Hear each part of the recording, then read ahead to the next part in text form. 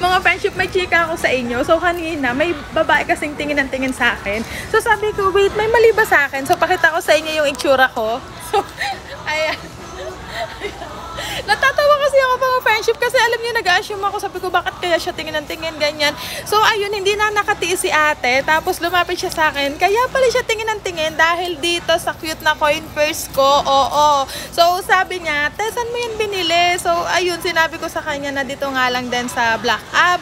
So ayan, dito ko nilalagay yung aking mga papel na pera, tapos dito naman yung coin. So ayan.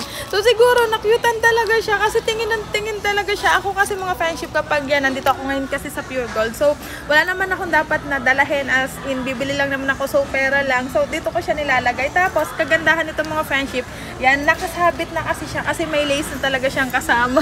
Kasi alam niyo, sabi ko, natawa talaga ako. Sabi ko, bakit kaya siya tingin ang tingin? So, dahil pala dito, di na ako magtataka kung bakit. Kasi, ayun, sobrang cute naman kasi talaga nitong coin purse ko mga friendship. Kaya naman kung gusto nyo din ito, so, ilalagay ko dyan mga friend. Ayan. Kaya wag kayong magtataka kung pagtitinginan din kayo ha.